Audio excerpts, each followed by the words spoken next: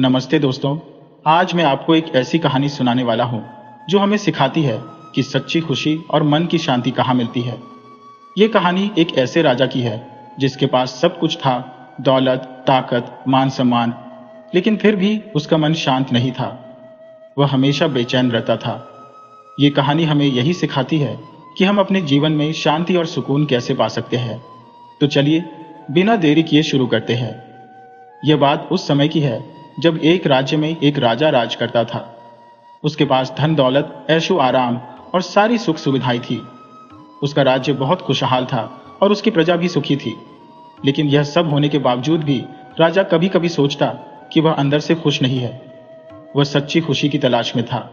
एक दिन इसी उधेड़बुन में राजा ने अपने मंत्री को अपने पास बुलाया और कहा, मंत्री जी, हमारे राज्य के लोग बहुत खुश और सुखी हैं। उन्हें देखकर मुझे भी बहुत अच्छा लगता है, लेकिन मेरे मन में एक शक है। मंत्री ने पूछा, कैसा शक महाराज, आप मुझे बताइए। राजा ने कहा, मैं यह जानना चाहता हूं कि क्या इस राज्य में कोई ऐसा आदमी है जो मुझसे भी ज्यादा खुश और सुखी हो। अगर कोई ऐसा आदमी है तो उसकी खुशी का क्या कारण है। मंत्री ने मुस्कुराते हुए कहा, महाराज, यह तो हो ही नहीं सकता। इस राज्य में तो क्या, पूरी दुनिया में आपके जितना सुखी और खुश और कोई नहीं हो सकता। राजा ने कहा, मंत्री, मैं जानता हूं कि आप मेरी फिक्र करते हैं, लेकिन आपके इस जवाब से मुझे तसल्ली नहीं हो रही है। मंत्री ने कहा, महाराज, मैंने जो कहा वह बिल्कुल सच है। आपके पास बेहिसाब दौलत है, उससे भी बढ़कर आपके पास ताकत और सत्ता है। सिर्फ इतना ही नहीं, आपकी एक चुटकी बजाने पर हजारों सिपाही आपके लिए जान देने को तैयार है। आप नए नए कानून बना सकते हैं। अब इतनी सारी बातों के होने के बावजूद भी आपसे बढ़कर खुश भला कौन आदमी हो सकता है। राजा ने कहा, वह सब तो ठीक है, मैं खुश भी हूं, लेकिन मेरे राज्य में कोई मुझसे भी ज्यादा खुश है। इस बात का मुझे शक है और मैं अपनी इसी शंका को दूर करना चाहता हूं। मंत्री ने कहा, महाराज, अगर आप अपना यह शक दूर करना चाहते हैं तो आपको एक बार भेष बदलकर राज्य का दौरा करना चाहिए। तो आपको खुद ही पता चल जाएगा कि हमारे राज्य में आपसे बढ़कर कोई खुश है या नहीं। राजा ने खुश होते हुए कहा, वाह मंत्री जी, आपका यह विचार तो बहुत ही अच्छा है। मैं खुद ही राज्य में घूमकर सब कुछ देख कर आता हूं। और इस तरह अपने मंत्री की सलाह पर राजा ने अपना भेष बदला और अपने से ज्यादा खुश इंसान की तलाश में अपने राज्य में घूमने लगा। राजा अभी थोड़ी ही दूर गया था कि उसे एक गांव में एक छोटी सी झोपड़ी में से बांसुरी की मीठी धुन सुनाई देने लगी। वह धुन सुनकर राजा सोचने लगा, बांसुरी की इतनी मीठी धुन भला कौन बजा सकता है। ये मधुर संगीत कौन पैदा कर रहा है। और फिर राजा उस झोपड़ी के पास जाकर खिड़की में से झांकने लगा तो उसने देखा कि झोपड़ी के अंदर एक छोटा सा दीपक जल रहा था और वहां पर एक नौजवान बहुत ही शांत बैठा हुआ था। उसके चेहरे पर एक अलग सी चमक थी और वह नौजवान बांसुरी बजा रहा था। राजा सोचने लगा कि यह नौजवान कौन है। देखने में तो यह बहुत ही गरीब लग रहा है और उसके चेहरे पर तो मुझसे भी ज्यादा शांति है। यह बिना किसी तकलीफ और परेशानी के बड़ी शांति से यह बांसुरी बजा रहा है। मैं चाहे जितना भी खुश हो, लेकिन मैं ये नहीं कर सकता। मुझे ऐसा लग रहा है कि यह आदमी मुझसे भी ज्यादा खुशी से जी रहा है। आखिर इसकी इस असली खुशी का कारण क्या है, यह मुझे पता करना ही पड़ेगा। और फिर उस नौजवान की खुशी का कारण जानने के लिए राजा ने झोपड़ी का दरवाजा खटखटाया। खटके की आवाज सुनकर नौजवान ने बांसुरी छोड़कर दरवाजा खोला। सामने खड़ा आदमी कौन है, ये जाने बिना ही उस नौजवान ने कहा, आइए श्रीमान, घर के अंदर आ जाइए। क्या आप पानी पिएगे। झोपड़ी के अंदर आते ही राजा को उस नौजवान की गरीबी अपनी आंखों से साफ साफ दिखाई देने लगी। इतनी गरीबी में भी वह नौजवान इतना खुश कैसे हो सकता है, ये सोचकर राजा हैरान था। और फिर नौजवान से कहने लगा, नौजवान, मैं एक व्यापारी हूं और यहां से गुजर रहा था तो तुम्हारी बांसुरी की मीठी आवाज सुनकर यहां पर आ गया। तुम मुझे यह बताओ कि तुम कौन हो और तुम्हारा नाम क्या है। नौजवान कहने लगा, मेरा नाम संतोष है और मैं एक कुम्हार हूं। मिट्टी के सुंदर सुंदर बर्तन बनाना मेरा काम है। राजा ने कहा, अच्छा, तुम्हारा चेहरा देखकर तो लगता है कि तुम बहुत ही खुशहाल जीवन बिता रहे हो। क्या तुम्हें कोई परेशानी नहीं है। तुम्हारा जीवन कैसा बीत रहा है। एक के बाद एक राजा ने उस पर कई सवाल दाग दिए। नौजवान कहने लगा, मुझे कोई भी परेशानी या तकलीफ नहीं है श्रीमान। मैं हर रोज सुबह उठकर भगवान को याद करता हूँ और फिर पूजा करने के बाद मैं शहर की तरफ निकल जाता हूँ। जो भी मिट्टी के बर्तन मैंने बनाए होते हैं उन्हें बेचकर मैं पैसे कमा लेता हूँ। उसके बाद अपनी जरूरत के अनुसार खाने पीने का सामान लेकर आता हूँ। घर में आकर मैं खाना बनाता हूँ और फिर सोने से कुछ देर पहले तक मैं यह बांसुरी बजाता हूँ। मैं एक अनाथ हूँ। इस दुनिया में भगवान के सिवा मेरा और कोई नहीं है। मेरा भगवान हमेशा मेरे साथ है और मेरी हर समस्या का हल वह अपने आप ही कर देता है। फिर भला मुझे किस बात की परेशानी हो सकती है? आप ही बताइए। संतोष की बातें सुनकर राजा को उसकी खुशी का असली कारण समझ में आने लगा था और फिर राजा वहां से निकलकर अपने महल में वापस आ गया और मंत्री को बुलाकर कहने लगा, मंत्री जी, जैसा कि आपने कहा था, मैं भेष बदलकर एक झोपड़ी में गया था। वहां पर एक नौजवान बिना किसी तकलीफ या परेशानी के बांसुरी बजा रहा था। देखने में वह ज्यादा खुश लग रहा था। हालांकि उसके पास न तो मेरे जैसे खूब धन था और न ही कोई दौलत। सिर्फ मिट्टी के बर्तन बेचने वाला वह नौजवान बिना किसी तकलीफ और परेशानी के अपना जीवन बिता रहा है। इसका मतलब तो यह हुआ कि आपने मुझसे झूठ कहा था मंत्री जी। मंत्री तुरंत बोला, बेशक उस समय वह बहुत ही खुश होगा, परंतु उसकी खुशी हमेशा के लिए नहीं रहेगी, क्योंकि जब बाजार में उसके मिट्टी के बर्तन बिक जाते होंगे तो वह खुश होता होगा। पर आपके पास जो खुशी है वह तो आखिर तक रहेगी। मैंने जो कहा था वह झूठ नहीं है बल्कि सच है। आप चाहे तो राज्य में मिट्टी के बर्तनों की बिक्री पर पाबंदी लगवा दीजिए और फिर उस कुम्हार की जिंदगी में तकलीफ आ जाएगी। वह अपनी खुशी को गंवा बैठेगा। आप चाहें तो ऐसा कर सकते हैं। राजा ने कहा, शायद आप ठीक कह रहे हैं। उसकी रोजगार सिर्फ मिट्टी के बर्तनों पर निर्भर है। तो फिर आप ऐसा कीजिए कि हमारे राज्य में मिट्टी के बर्तनों की बिक्री पर रोक लगवा दीजिए। और फिर मंत्री की सलाह के अनुसार राज्य में मिट्टी के बर्तनों की बिक्री पर पाबंदी लगा दी गई। अब संतोष के पास मिट्टी के बर्तन खरीदने के लिए कोई नहीं आता था, जिसकी वजह से अब संतोष के पास 1 रुपया भी नहीं बचा था। अब संतोष सोच में डूब गया था कि उसका गुजारा कैसे चलेगा।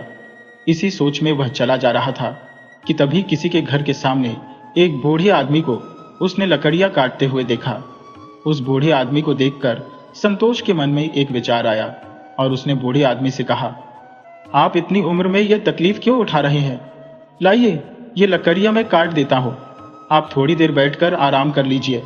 बाबा ने कहा, बेजा, तुम क्यों तकलीफ लेते हो? बाबा जी, दरअसल मेरे पास कोई काम नहीं है। मैं यह लकड़ियां यूं ही नहीं काटने को कह रहा हूं। काम हो जाने के बाद मेरी मेहनत के मुताबिक आप जितनी भी मुझे मजदूरी देंगे मैं वह खुशी से ले लूंगा। बूढ़े आदमी ने कहा, फिर ठीक है। वैसे भी मजदूर न मिलने के कारण मुझे यह काम खुद ही करना पड़ रहा था। तुम बिल्कुल सही समय पर आ गए हो। बेटा, अब तुम हर रोज आकर मेरे लिए लकड़ियां काट दिया करो। इसके बदले में मैं तुम्हें पैसे दे दिया करूंगा। ये कहकर उस बूढ़े आदमी ने अपनी कुल्हाड़ी संतोष को सौंप दी। उस दिन से संतोष ने लकड़ियां काटने का काम शुरू कर दिया और बदले में अपनी मजदूरी लेकर वह घर वापस आ जाता। खाना बनाकर खाने के बाद वह शांति से अपनी बांसुरी बजाकर अपना जीवन बिताने लगा। दूसरी तरफ राजा ने अपने मंत्री से कहा, मंत्री जी, अब तो हमारे राज्य में मिट्टी के बर्तनों पर पाबंदी लग चुकी है। लोग इस कानून का पालन तो कर रहे हैं ना? मंत्री ने कहा, जी महाराज, हमने सारा इंतजाम बहुत ही सख्ती से किया है। बाजार में कोई भी मिट्टी का बर्तन नहीं खरीद सकता, तो फिर बर्तन बनाने वाले क्या करेंगे? अब तो राज्य में मिट्टी के बर्तनों पर पूरी तरह से पाबंदी लग चुकी है। राजा ने कहा, अच्छा, तो फिर वह संतोष इस समय कैसे अपना गुजारा कर रहा होगा, यह देखने की मेरी बहुत ही इच्छा हो रही है। हमने उसकी रोजगार छीन ली। अब तो वह जरूर दुखी होकर बैठा होगा। मैं आज ही भेष बदलकर संतोष को देखकर आऊंगा, तब जाकर मुझे आपकी बातों पर यकीन होगा। ये कहकर राजा ने एक बार फिर से अपना भेष बदला और संतोष की झोपड़ी की तरफ चल दिया। जब राजा संतोष की झोपड़ी के पास पहुंचा तो उसे फिर से वही बांसुरी की मधुर धुन सुनाई देने लगी। बांसुरी की धुन सुनकर राजा हैरान रह गया और झोपड़ी के अंदर गया। संतोष से कहने लगा, संतोष, अब तुम अपना जीवन कैसे गुजार रहे हो? मैं यहां से गुजर रहा था तो सोचा तुमसे मिलता चलूं। तुम कैसे हो? संतोष ने कहा, मैं तो बहुत ही बढ़िया हूं श्रीमान। आप बताइए, आप कैसे हैं? राजा बोला, मैं तो ठीक हूं। अपने राज्य में मिट्टी के बर्तनों पर पाबंदी लग गई है ना, तो फिर तुम्हारी रोजगार कैसे चल रही है? तुम अपना जीवन कैसे गुजार रही हो?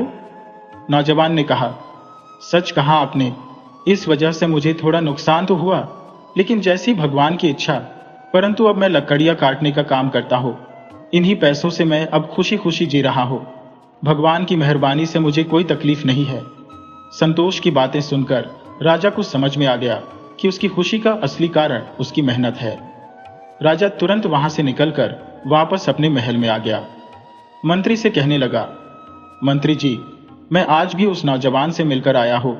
वह आज भी बहुत ही खुश है, बल्कि पहले से ज्यादा आनंद में है। अब वह लकड़ियां काटकर उनसे मिलने वाले पैसों से खुशी से अपना जीवन गुजार रहा है। वह तो मुझसे भी ज्यादा खुश नजर आ रहा था और साथ ही बांसुरी की मीठी धुन भी बजा रहा था। इसका मतलब तो ये हुआ कि आपने जो कुछ भी कहा था वह झूठ साबित हुआ। मंत्री फिर से हंसते हुए कहने लगा, नहीं महाराज, ये खुशी भी उसके लिए सिर्फ कुछ ही समय की है। वह चाहे कितनी भी कोशिश कर ले, हालात के बदलने पर वह अपनी खुशी को गंवा बैठेगा। आप ऐसा कीजिए कि राज्य में लकड़ियां काटने पर पाबंदी लगा दीजिए। मुझे पक्का यकीन है कि ऐसा करने पर वह जरूर परेशान हो जाएगा। अगले ही दिन राज्य में ऐलान कर दिया गया कि नगर में पेड़ों की लकड़ियां काटकर बेचना एक गुनाह होगा। जब यह खबर संतोष को मिली तो वह सोचने लगा, अब मैं अपनी गुजारा कैसे चलाऊंगा। इसी सोच में जब वह अपने घर से बाहर निकला तो देखा कि नगर के चौराहे पर एक आदमी मटके में पानी लेकर बैठा हुआ था और आने जाने वाले मुसाफिरों को वह पानी पिला रहा था। इसके बदले में मुसाफिर उस आदमी को कुछ न कुछ पैसे दे जाते थे। उसने जब यह देखा तो उसने भी एक मटका खरीदा और नगर के दूसरे चौराहे पर जाकर बैठ गया और आते जाते राहगीरों को पानी पिलाने लगा। इसके बदले में लोग उससे कुछ न कुछ पैसे दे जाते। इस तरह से संतोष अपना जीवन बिताने लगा। दूसरी तरफ राजा एक बार फिर से संतोष के घर पहुंचा। वह देखना चाहता था कि इस बार संतोष की हालत कैसी है। लेकिन वह संतोष के घर पहुंचा तो संतोष फिर से वही मधुर बांसुरी की धुन बजा रहा था। उसके चेहरे पर खुशी साफ साफ दिखाई दे रही थी। राजा यह देखकर हैरान था। उसने संतोष से पूछा, भाई, मैंने तो सुना था कि राजा ने लकड़ियों के काटने पर पाबंदी लगा दी है, तो फिर तुम इतने खुश कैसे हो? संतोष ने राजा को बताया कि अब उसने चौराहे पर राहगीरों को पानी पिलाने का काम शुरू कर दिया है। राजा जब वापस अपने महल में पहुंचा तो उसने मंत्री को बुलाकर सारी बात उसे बताते हुए कहा, मंत्री जी, अब आपकी दूसरी तरकीब भी काम में नहीं आई। इस तरह से तो वह नौजवान अपनी रोजगार के लिए कोई ना कोई तरीका ढूंढ ही लेगा। इस बार आप उसे महल के अंदर पहरेदारी का काम दे दीजिए। यहाँ पर उसे जो तकलीफें होंगी, मुझे पूरा यकीन है कि इस बार वह अपनी खुशी को गंवा बैठेगा। राजा ने कहा, इसका मतलब तो यह हुआ कि आप चाहते हो कि मैं उसे और भी परखूं। ठीक है, ऐसा ही किया जाएगा। उसे हमारे महल में लाया जाए और महल के काम पर लगा दिया जाए। अगले दिन कुछ सिपाही संतोष की झोपड़ी में पहुंच गए और कहने लगे, नौजवान, तुम्हें एक बढ़िया मौका मिल गया है। राजा ने आदेश दिया है कि तुम्हें राजमहल के पहरेदारों में शामिल कर लिया जाए। तुम इसी समय हमारे साथ चलो। ये सुनकर संतोष हैरान था और कहने लगा, मुझे राज दरबार में किसी भी तरह के काम की कोई जरूरत नहीं है। आज तक मैंने अपनी मेहनत से जो कुछ भी कमाया है, मैं उसी से अपना जीवन खुशहाली से जीता आ रहा हूं। मैं तुम लोगों के साथ नहीं आऊंगा। सिपाही बोले, तुम्हें मालूम भी है कि तुम क्या कह रहे हो? अगर तुमने राजा के दिए हुए आदेश को नकारा तो यह राजा का अपमान होगा और इसके बदले वह तुम्हारी गर्दन भी कटवा सकता है। इसलिए बिना कुछ कहे चुपचाप हमारे साथ चलो। और फिर उसकी बात अनसुनी करके सिपाही उसे जबरदस्ती उठाकर महल में ले गए और उसे पहरेदार बनाकर महल में खड़ा कर दिया गया। इस नए काम में संतोष को हर महीने तनख्वाह दी जानी थी, लेकिन रोज की मजदूरी अब उसे नहीं मिलने वाली थी। वह सोचने लगा, मेरे लाख मना करने के बावजूद भी मुझे यहां पर लाकर खड़ा कर दिया गया। मैं मजदूरी करके हर रोज पैसे कमा लेता था और हर रोज कुछ न कुछ पकाकर खा लेता था, परंतु यहां पर तो मुझे महीने की आखिर में तनख्वाह मिलेगी, तो फिर मेरा रोज का गुजारा कैसे चलेगा? अब रोज के खर्चे पूरे करने के लिए उसके हाथ में पैसे नहीं थे। ये सोचते सोचते उसके दिमाग में एक विचार आया, क्यों ना मैं अपनी कमर पर लटकी हुई इस तलवार को बेचकर कुछ पैसे हासिल कर लूं। और फिर संतोष एक साहूकार के पास गया। कहने लगा, सेठ जी, यह तलवार आप अपने पास गिरवी रख लीजिए। इसके बदले में आप मुझे कुछ रकम दे दीजिए। ताकि मैं रोज कुछ न कुछ खा पी सकूं। जब मुझे महीने की आखिर में तनख्वाह मिल जाएगी तो मैं आपके सारे पैसे ब्याज सहित आपको लौटाकर अपनी तलवार ले जाऊंगा। सेठ ने कहा, ठीक है, अगर तुम मेरे पैसे वापस नहीं कर सके तो मैं तलवार बेचकर अपनी रकम वसूल कर लूंगा। और फिर संतोष व्यापारी से रकम लेकर अपनी जरूरत के अनुसार खाने पीने का राशन इकट्ठा कर लेता है। लेकिन इसके बाद संतोष को इस बात का एहसास हुआ कि अगर महल में किसी को पता लग गया कि उसके पास तलवार नहीं है तो उसके लिए मुसीबत खड़ी हो जाएगी। ये सोचकर संतोष एक बढ़ई के पास गया और उससे लकड़ी की तलवार बनवाकर उसे म्यान में डालकर अपनी कमर में लटका लिया। अब संतोष अपना जीवन कैसे बिता रहा था, ये देखने के लिए एक दिन राजा संतोष की झोपड़ी के पास गया। जब उसने संतोष की झोपड़ी में से बांसुरी की मीठी धुन सुनी तो राजा हैरान रह गया और सोचने लगा, आखिर ये कैसे हो गया? चाहे जो भी हो जाए, यह आदमी हमेशा खुश रहता है। मुझे समझ में नहीं आता कि आखिर इसकी खुशी का असली कारण क्या है। राजा बिना कुछ कहे चुपचाप अपने महल में वापस लौट गया और मंत्री से कहने लगा, मंत्री जी, वह नौजवान संतोष तो अभी भी इतना खुश कैसे है? ये बात मुझे समझ में नहीं आ रही। हमने तो उसकी रोजगार में रुकावट डाली, फिर उसे महल में बुलवाकर पहरेदारी के काम पर लगवा दिया, परंतु आज भी वह नौजवान बिना किसी परेशानी के खुशी खुशी अपना जीवन बिता रहा है। ये बात मुझे हजम नहीं हो रही। मेरे पास सब कुछ है, लेकिन वह खुशी और वह शांति नहीं है, जबकि उसके पास कुछ भी नहीं है, फिर भी वह इतना खुश कैसे है?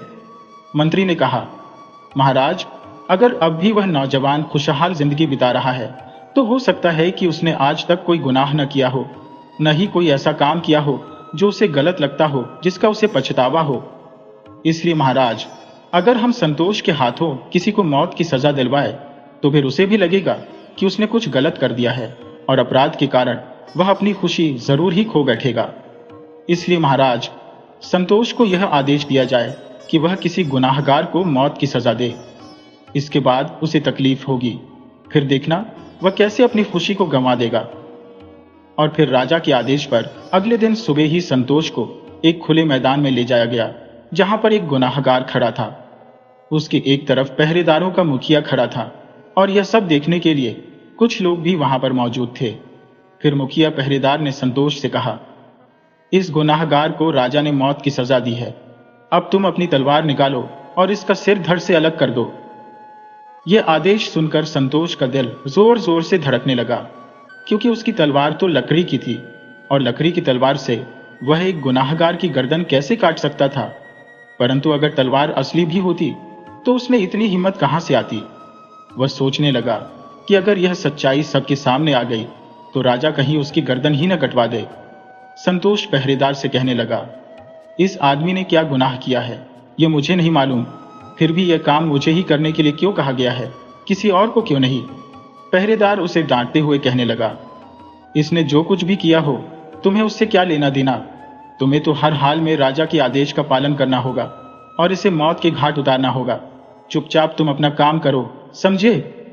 पहरेदार की ऐसी सख्ती देखकर संतोष सोचने लगा, अब मेरे बचने का कोई रास्ता नहीं है।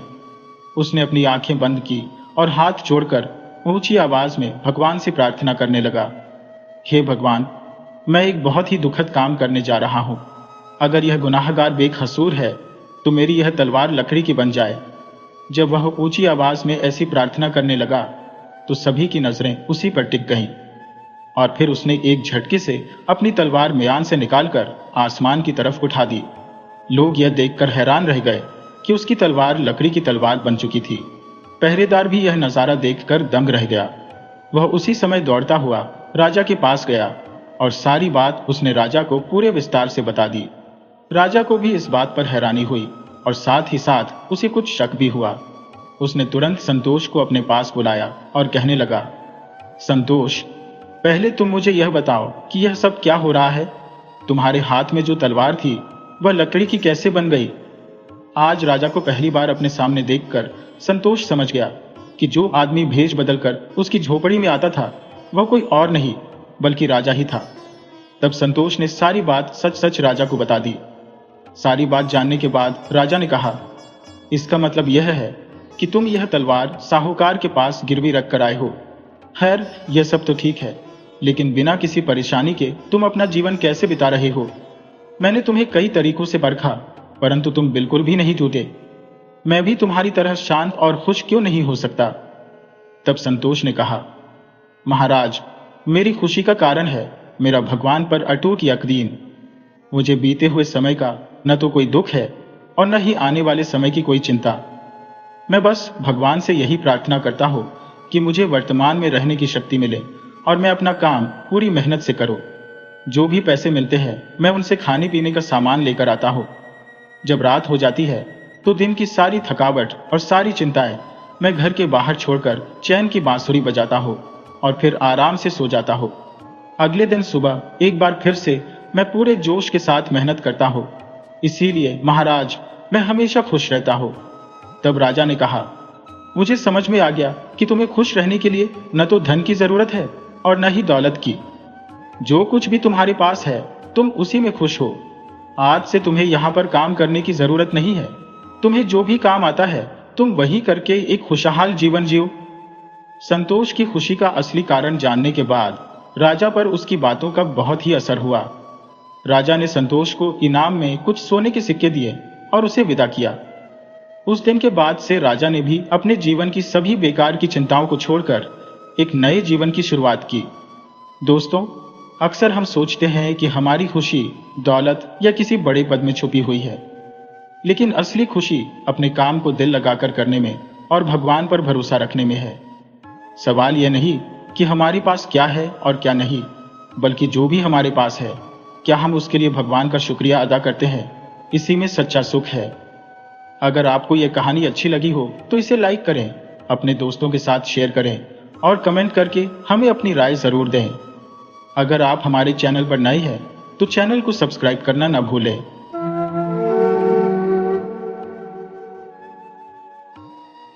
ये बरसों पुरानी बात है। चंदनपुर नाम का एक गांव जो पहाड़ों के बीच में बसा हुआ था। गांव के ज्यादातर लोग खेती किसानी करके अपना जीवन बिताते थे।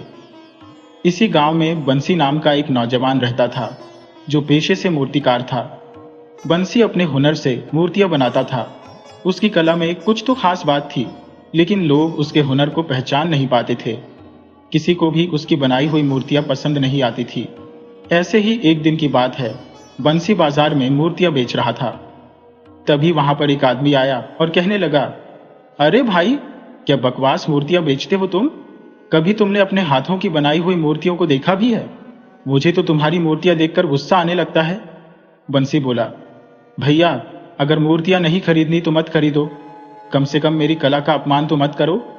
वो आदमी बोला, अरे वाह वाह, कला का अपमान?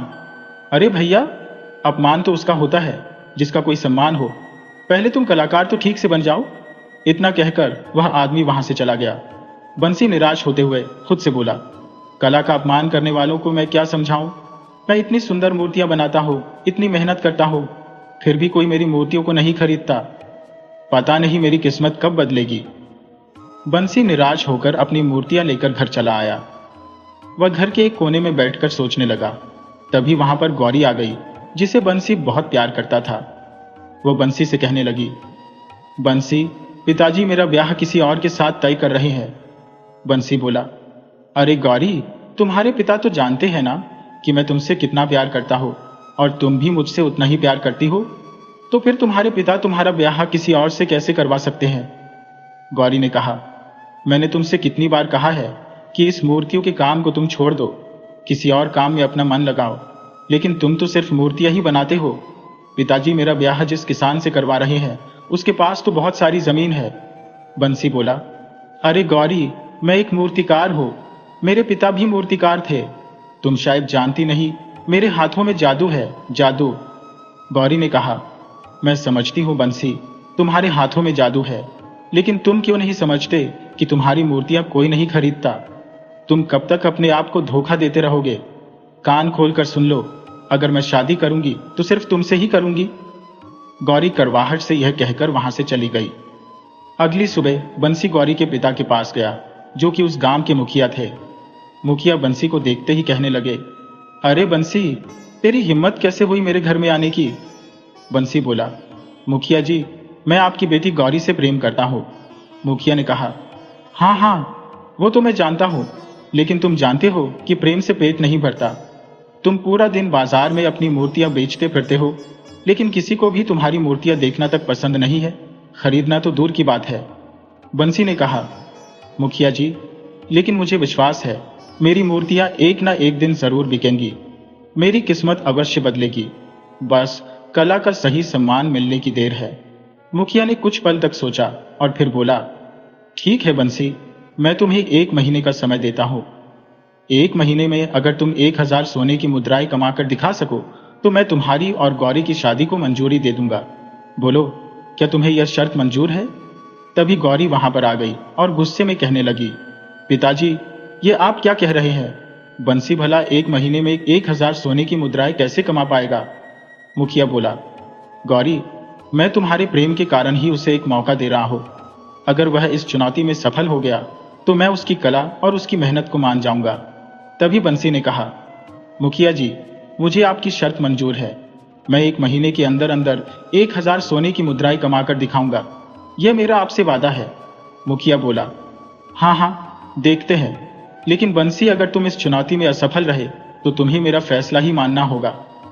अगले दिन बंसी मूर्तियां बेचने के लिए बाजार में चला गया। वह सुबह से लेकर शाम तक वहां पर बैठा रहा, लेकिन उसकी एक भी मूर्ति नहीं बिकी। बंसी फिर निराश होते हुए कहने लगा, आज तो एक भी मूर्ति नहीं बिकी। समझ में नहीं आ रहा कि मैं क्या करूं। बंसी उदास मन से अपनी मूर्तियों को समेटकर जाने ही वाला था कि तभी वहां पर एक आदमी आ पहुंचा और कहने लगा, भैया, मुझे एक मूर्ति दे देना, और हाँ, मूर्ति ऐसी देना जो बच्चों को पसंद आ जाए। वो क्या है ना कि कल मेरी भतीजी का जन्मदिन है।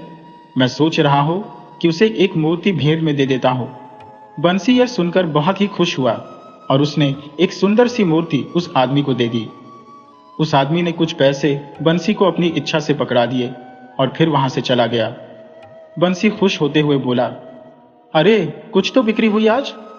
इतना कहकर बंसी घर जाने ही वाला था कि तभी वहां पर एक दूसरा आदमी आ गया। उसके हाथ में एक पिंजरा था जिसमें एक तोता था। वह आदमी बोला, भैया, क्या तुम मुझसे यह तोता खरीदोगे? बंसी मुस्कुराने लगा और बोला, तुम इस गांव के नहीं लगते। वो आदमी बोला, अरे हाँ हाँ, आपने बिल्कुल ठीक कहा, मैं दूसरे गांव का आदमी हूं। बंसी ने कहा, हाँ, अगर तुम इस गांव के आदमी होते तो मुझे इस तोते को खरीदने की बात बिल्कुल भी नहीं करते, क्योंकि इस गांव के सभी लोग मेरी हालत अच्छी तरह से जानते हैं। वह आदमी बंसी की बात सुनकर उदास होते हुए बोला, सुबह से लेकर शाम तक हर घर का दरवाजा खटखटा चुका हो, लेकिन कोई भी मेरे इस सुंदर तोते को खरीदने के लिए तैयार नहीं हुआ। आप एक काम करो ना भाई, ये तोता आप ही खरीद लीजिए। आपके पास जो कुछ भी है आप मुझे दे दीजिए। मुझे धन की बहुत ही जरूरत है। ये सुनकर बंसी चौंक गया और पूछने लगा, आखिर तुम इस तोते को बेचना क्यों चाहते हो भैया? वो आदमी बोला, ये तोता मेरा नहीं है। वो क्या है ना, कुछ समय पहले मैं एक साधु बाबा के पास गया था और उनसे मैंने कहा था कि बाबा, कुछ ऐसा करिश्मा कीजिए जिससे मैं धनवान बन जाऊं। तो साधु बाबा ने मुझे यह तोता पकड़ा दिया था और कहा था कि यह तोता तुम्हारी किस्मत बदल देगा। तब से लेकर अब तक मैं अपनी किस्मत के बदलने का इंतजार कर रहा हूं, और भैया, इंतजार करते करते मैं थक गया हूं। अब तो मुझे नहीं लगता कि मेरी किस्मत बदलेगी। बंसी तोते की ओर देखने लगा। तोता बड़े ही गौर से उसे देख रहा था। तोते की आंखों में एक उदासी थी। बंसी को जो भी पैसे मिले थे उस आदमी को देकर कहने लगा, भैया देखो, आज सुबह से मेरी बस यही कमाई हुई है। अगर इतने पैसों में तुम्हारा काम चल जाए तो तुम यह ले लो, और हाँ, तुम चाहो तो अपने तोते को भी अपने साथ ले जाओ। उस आदमी ने तुरंत पैसे ले लिए और बंसी से कहने लगा, अरे नहीं भैया, तोते को तुम ही रख लो, मैं इसका क्या करूंगा। इतना कहकर वह आदमी वहां से चला गया। बंसी उस पिंजरे में बंद तोते को लेकर अपने घर पर आ गया, लेकिन बंसी उस दिन जब घर पर लौटा तो उसकी जेब में एक भी सिक्का नहीं बचा था। उसके हाथ में बस वह तोता था जिसे वह आदमी जबरदस्ती देकर चला गया था। बंसी तोते से बोला, मेरे पास तो अब इतने पैसे भी नहीं बचे कि मैं आज रात को कुछ खा सकूं, और ये ऊपर से वह आदमी मुझे जबरदस्ती तुम्हें देकर चला गया। अब बताओ भला मैं तुम्हें क्या खिलाऊं। तभी वह तोता बोल पड़ा, कोई बात नहीं, आज से तुम मेरे नए मालिक हो। वैसे भी मुझे इस समय भूख नहीं लगी।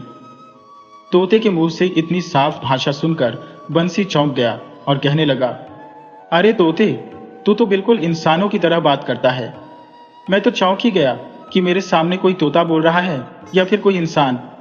तोता बोला, हाँ, मैंने तुमसे इसलिए बात की क्योंकि तुम मुझे एक बहुत ही भले इंसान लगे। जिसने मुझे बेच दिया उससे मैंने कभी बात नहीं की, क्योंकि वह एक बहुत ही जल्दबाज और निराश इंसान था। मेहनत ही नहीं करता था, बस रातों रात अमीर बनने के सपने देखा करता था। तोते की बात सुनकर बंसी उदास हो गया और कहने लगा, वैसे तोता भाई, मैं रातों रात धनवान बनने के सपने तो नहीं देखता, लेकिन हालात अब मुझे ऐसे सपने देखने पर मजबूर कर रहे हैं। और फिर बंसी ने अपने जीवन की सारी घटनाएं उस तोते को बता दी। तोते ने कहा, तुम एक अच्छे कलाकार हो और तुमने जो मुखिया के सामने 1 महीने में 1000 सोने की मुद्राएं कमाने की हामी भरी है ना, वह भी बहुत ही हिम्मत की बात है। देखना, तुम अवश्य ही सफल हो जाओगे। बंसी बोला, अरे क्या सफल हो जाऊंगा, मुझे तो अपनी सफलता दूर दूर तक दिखाई नहीं देती। तोते ने कहा, अरे मैं तुम्हारी मदद करूंगा ना। मैं तुम्हें मूर्तियों के कुछ ऐसे गुण और बारीकियां सिखाऊंगा जिससे तुम्हारी कला और भी ज्यादा निखर जाएगी। और हाँ, फिर लोग तुम्हारी मूर्तियां खरीदने लगेंगे, देख लेना। यह सुनकर बंसी हैरान रह गया और बोला, क्या तोते, मतलब तू मूर्तियां बनाने की बारीकियां भी जानता है? हाँ हाँ, बहुत ही अच्छी तरह से जानता हूं। बंसी ने पूछा, एक बात तो बता तोते, उस साधु ने तुझे उस आदमी को क्यों दे दिया? तोते ने जवाब दिया, साधु की बात तो साधु ही जाने, मुझे नहीं पता। अगले दिन सुबह होते ही तोता बंसी को मूर्तियों की कुछ बारीकियों के बारे में बताने लगा। बंसी ने ध्यान से उसकी बातें सुनी और फिर कुछ ही देर में एक सुंदर सी मूर्ति तैयार कर दी। अपनी मूर्ति को देखकर बंसी खुद भी हैरान था और कहने लगा, अरे वाह वाह, यह तो पहले से भी ज्यादा सुंदर है। तोता बोला, मैंने तुमसे कहा था ना कि मैं तुम्हें बहुत कुछ सिखा दूंगा। चलो अब बाजार चलते हैं। बंसी और तोता मिलकर और मूर्ति लेकर बाजार में गए। कुछ ही देर में एक ग्राहक वहां पर आया जिसने अच्छे दामों में वह मूर्ति खरीद ली। खुश होकर बंसी घर लौट आया। उसने अच्छा सा खाना बनाया और कुछ खाना तोते के सामने रखते हुए बोला, अरे ये लो तोते, थोड़ा सा तुम भी खा लो, थोड़ा मैं खाता हूं। आज की कमाई तुम्हारी वजह से जो हुई है। तोता बोला, मैंने तो बस तुम्हें अभी थोड़ी सी बारीकियां ही बताई हैं, आगे आगे देखो होता है क्या। बंसी बोला, हाँ हाँ, अब तो मुझे विश्वास होने लगा है, मेरी किस्मत अवश्य बदल जाएगी। उस दिन के बाद से तोता रोज बंसी को मूर्तियां बनाने की नई नई बारीकियां सिखाने लगा। बंसी की कला दिन प्रतिदिन निखरती गई और कुछ ही दिनों में उसकी आमदनी अच्छी हो गई। एक दिन की बात है, बंसी उदास बैठा गहरी सोच में डूबा हुआ था। तब तोते ने पूछा, क्या बात है भाई, तुम कुछ परेशान लगते हो? बंसी बोला, मुखिया जी ने मुझे केवल 1 महीने का समय दिया था, उसमें बस कुछ ही दिन बचे हैं और मैं अभी तक मुश्किल से 20 सोने की मुद्राएं ही जमा कर पाया हो। बाकी की 980 सोने की मुद्राएं अभी जमा करनी बाकी है। जब तोते ने यह बात सुनी तो उसने बंसी के मन में हिम्मत जगाते हुए कहा, तुम चिंता मत करो बंसी, मैं तुम्हें एक ऐसा तरीका बताऊंगा। अगर तुम वह तरीका करोगे तो न सिर्फ 1000 सोने की मुद्राएं बल्कि 1 लाख सोने की मुद्राएं भी कमा सकते हो। बंसी ने कहा, यह भला कैसे मुमकिन हो सकता है? तोते ने बताया, मुमकिन है, बस तुम मेरी बात मानो। बंसी इसके लिए तैयार हो गया और कहने लगा, हाँ हाँ, मैं बिल्कुल तैयार हूं, लेकिन हाँ, मुखिया जी ने एक शर्त और रखी थी कि वह 1000 सोने की मुद्राएं मुझे सिर्फ और सिर्फ मूर्तियां बेचकर ही कमानी है। अब देखो, अगर तुम्हारा कोई और तरीका है तो मुझे माफ करना। तोता कहने लगा, मेरा तरीका भी मूर्ति से ही जुड़ा हुआ है। मैं जिस खास मूर्ति की बात कर रहा हूं ना, अगर तुम उसे वैसे का वैसा ही बनाओगे और जहां मैं कहूंगा वहां लेकर चलोगे तो मुझे पूरा यकीन है कि वह मूर्ति बहुत ज्यादा कीमत पर बिकेगी। बंसी ने कहा, ठीक है। फिर तोता बताने लगा कि किस तरह की मूर्ति बनानी है। रात भर मेहनत करके बंसी ने एक सुंदर राजकुमार की मूर्ति तैयार कर दी। बंसी अपने द्वारा बनाई गई मूर्ति को देखकर हैरान होते हुए कहने लगा, अरे यह मूर्ति तो सचमुच किसी राजकुमार जैसी लगती है। तोते, क्या तुमने इस राजकुमार को कभी देखा है? तोता बोला, ओहो, तुम वह सब छोड़ो, अब तुम इस मूर्ति को लेकर विशालगढ़ के राजा सुखसेन के दरबार में जाओ, मैं भी तुम्हारे साथ चलूंगा। बंसी तैयार हुआ और मूर्ति को लेकर तोते के साथ विशालगढ़ की ओर निकल पड़ा। कुछ घंटों के बाद बंसी राज दरबार में खड़ा था। सामने राजा सुखसेन सिंहासन पर बैठे हुए थे। राजा ने पूछा, कौन हो तुम? बंसी बोला, महाराज, मेरा प्रणाम स्वीकार करें। मैं एक मूर्तिकार हूं और मेरा नाम बंसी है। मैंने आपके लिए एक खास मूर्ति बनाई है। यदि आप उसे देखेंगे तो मुझे विश्वास है कि आप उसे देखकर खुश हो जाएंगे और मुझे 1000 सोने की मुद्राएं इनाम में देंगे। राजा बोला, अच्छा, ऐसा क्या है उस मूर्ति में? चलो दिखाओ तो सही। बंसी ने धीरे से मूर्ति को सामने खड़ा कर दिया। राजा सुखसेन की आंखें मूर्ति को देखकर भर आईं, लेकिन अगले ही पल वह गुस्से में हुए और कहने लगे, तुमने इस मूर्ति को किसके कहने पर बनाया है? क्या तुम इसे पहचानते हो? बंसी बोला, माफ करिएगा महाराज, लेकिन मैं इन्हें नहीं जानता। मैंने इन्हें कभी नहीं देखा। राजा ने पूछा, क्या तुम कभी इससे मिले हो? साफ साफ बताना, झूठ मत बोलना। नहीं नहीं महाराज, मैं तो इनसे कभी नहीं मिला। राजा बोला, अरे, तो फिर तुमने इनकी हूबहू मूर्ति कैसे बना ली? तोता, जो अब तक चुप बैठा था, बंसी के कान में फुसफुसाया, मेरा नाम मत लेना। बस यही कहना कि राजकुमार तुम्हारे सपने में आया था और उसने कहा था कि राजा सुखसेन मूर्ख है। मेरी मूर्ति बनाओ और उसे दिखाओ, जिससे कि उसकी मूर्खता दूर हो जाएगी।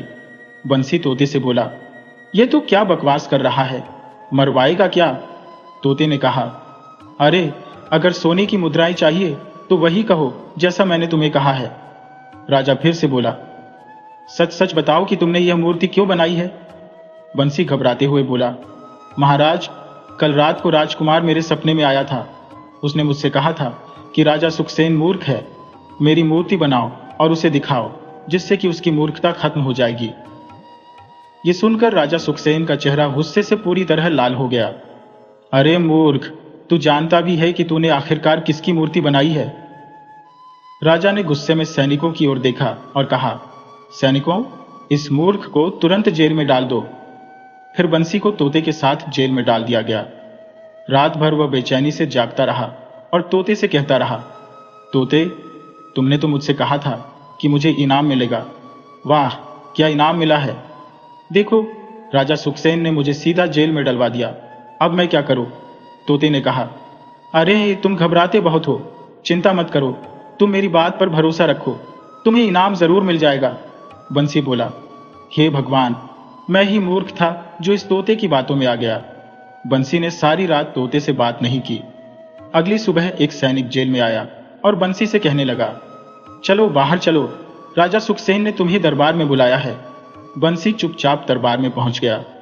राजा बोला, कल तुमने जो मूर्ति हमें दिखाई थी, तुम्हें पता है कि वह मूर्ति किसकी है? तुम्हारे सपने में जो आया था वह मेरा छोटा भाई था। उसने सपने में तुमसे कहा था कि मैं मूर्ख हूं और जब उसकी मूर्ति बनाकर मेरे सामने रखोगे तभी मुझे थोड़ी अक्ल आएगी। बोलो, यही कहा था ना? बंसी बोला, महाराज, आपको कोई गलतफहमी हो गई है। मैंने मूर्ति किसी राजकुमार की बनाई थी, आपके भाई की नहीं। राजा बोला, मूर्ख, वह मूर्ति मेरे छोटे भाई बलराम की थी, जो कई दिनों से लापता है। मैंने उसकी तलाश पूरे राज्य और जंगल में करवा ली, मगर उसका कहीं कुछ भी नहीं पता चला। बंसी बोला, महाराज, मुझे सच में नहीं मालूम था कि वह आपके भाई की मूर्ति है। तो फिर तुमने यह क्यों कहा कि मेरे भाई ने सपने में आकर तुमसे कहा था कि मैं मूर्ख हूं? यह शब्द वही है जो मेरा भाई हमेशा मुझसे मजाक में कहा करता था। अब सीधी तरह से यह बता दो कि तूने मेरे भाई को आखिरी बार कहां पर देखा था। अगर नहीं बताया तो अभी अभी मैं तुझे फांसी पर लटकवा दूंगा। बंसी हाथ जोड़कर कहने लगा, महाराज, मेरी बात का यकीन कीजिए, मैं बिल्कुल सच बोल रहा हूं। न तो मैं आपके भाई को जानता हूं और न ही आपको और आप दोनों के बीच में होने वाली बातों को भला मैं कैसे जान सकता हूं। दरअसल बात यह है कि कुछ दिन पहले मैंने इस तोते को खरीदा था। इसी ने मुझसे कहा था कि इसकी बताई गई आकृति की मैं एक मूर्ति बनाऊं और वह मूर्ति मैं आपको दिखाऊं। यह कहता था कि आप मूर्ति देखकर खुश हो जाएंगे। मुझे नहीं पता था कि ऐसा कुछ नहीं होगा। राजा हैरत से बोला, क्या तुम इस तोते की बात कर रहे हो? बंसी बोला, जी हाँ महाराज, ये तोता इंसानों की भाषा में बात करता है। कल यह मुझसे कह रहा था कि इसका नाम मत लेना, इसलिए मैंने आपसे नहीं कहा कि यह सब सपने वाली बात कहने के लिए मुझे इस तोते ने कहा था। राजा सुखसेन तोते की तरफ देखकर हैरान होकर कहने लगा, क्यों तोते, क्या ये सच बोल रहा है? तोता बोला, हाँ, ये सच कहता है। राजा ने फिर से कहा, क्या तूने मेरे भाई को कहीं देखा है? तोता बोला, हाँ, मैंने देखा है, लेकिन मैं बताऊंगा नहीं। फिर चाहे तुम बंसी को मार ही क्यों न दो। बंसी तोते की यह बात सुनकर डर के मारे कहने लगा, नहीं नहीं महाराज, ऐसा मत कीजिएगा। राजा गुस्से से बोला, बस बहुत हो गया। मूर्ख तोते, मैं तुझे एक आखिरी मौका देता हूं, बता, तूने मेरे भाई को कहां देखा है? बोल जल्दी। तोते ने कहा, मूर्ख मैं नहीं, मूर्ख तू है। तुझसे बड़ा मूर्ख इस दुनिया में कोई नहीं है, मूर्ख कहीं का। ये सुनते ही राजा सुखसेन ने अपनी तलवार निकाल ली और तोते पर वार कर दिया। उसी पल तोता एक सुंदर राजकुमार में बदल गया। राजा सुखसेन यह देखकर हैरान रह गया और बोला, बलराम, बलराम, यह तुम हो? यह सब क्या था बलराम? राजकुमार बलराम ने कहा, बड़े भाई, श्राप से मुक्त होने के लिए यही एक तरीका था। दरअसल बात कुछ समय पहले की है। जब मैं जंगल में शिकार खेलने के लिए गया था तो गलती से मैंने एक तोते के जोड़े पर तीर चला दिया था। उन दोनों तोतों में से एक तोता मर गया। उस समय वहां पर एक साधु महाराज बैठे थे। उन्होंने मुझे यह सब करते हुए देख लिया और गुस्से में आकर मुझे श्राप दे दिया कि मैंने बेगुनाह तोतों की हत्या की है। मैं भी तोता बन जाऊं? जब मैंने साधु महाराज से माफी मांगी, मैं कहने लगा, साधु महाराज, मुझे माफ कर दीजिए, मुझसे बड़ी गलती हो गई। मेरे बड़े भैया भी हमेशा मुझे शिकार करने से मना करते थे। वो भी कहते थे कि बेगुनाह जानवरों को मारना ठीक बात नहीं है। काश मैंने उनकी बात मान ली होती तो आज मैं यह पाप न करता। कृपया करके मुझे माफ कर दीजिए। तब साधु महाराज ने कहा, जब तेरा बड़ा भाई तोते के रूप में तुझे मारने के लिए तुझ पर वार करेगा, बस उसी समय तू फिर से इंसान के रूप में आ जाएगा। उसके बाद मैं साधु महाराज के श्राप से एक तोता बन गया और उन्होंने मुझे एक पिंजरे में बंद कर दिया। कुछ समय के बाद एक आदमी साधु महाराज को मिला तो साधु महाराज ने मुझे उस आदमी को सौंप दिया। उस आदमी ने मुझे बंसी को बेच दिया। जब मुझे पता चला कि बंसी एक मूर्तिकार है तो मैंने यह योजना बना ली। मैंने बंसी से खुद की मूर्ति बनवाई और बंसी को वही शब्द कहे जिन शब्दों से मैं अक्सर आपको छेड़ा करता था, ताकि आपको मेरी याद आ जाए। मुझे पता था कि आप जल्दबाजी में बंसी को जेल में बंद करवा देंगे और मैं यह भी जानता था कि बंसी डर जाएगा और वह यही कहेगा कि मैंने आपको ऐसा कहने के लिए बोला था।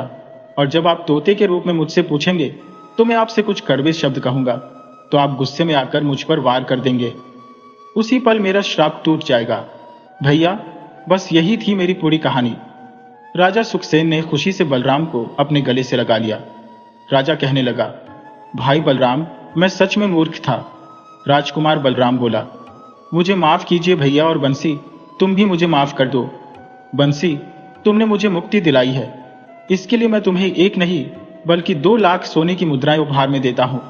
और फिर राजकुमार ने बड़ी ही खुशी से बंसी को 2 लाख सोने की मुद्राएं भेंट में दे दी। बंसी सोने की मुद्राएं लेकर वहां से खुशी खुशी विदा हुआ और तुरंत मुखिया जी के घर पहुंचा। उन्हें सारी बात विस्तार से बताई।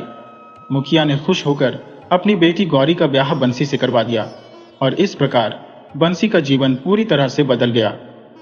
अब बंसी अपनी पत्नी गौरी के साथ सुख से जीवन बिता रहा था। दोस्तों, इस कहानी से हमें यही सीख मिलती है कि इंसान की असली पहचान उसके हुनर, मेहनत और ईमानदारी से होती है, न कि उसकी दौलत से। जब हम अपनी लगन पर भरोसा रखते हैं और सही रास्ते पर चलते हैं तो किस्मत भी हमारा साथ देती है।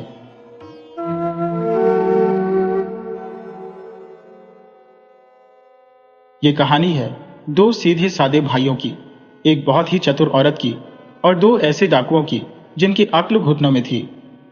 तो चलिए अब कहानी शुरू करते हैं। बात बहुत पुरानी है।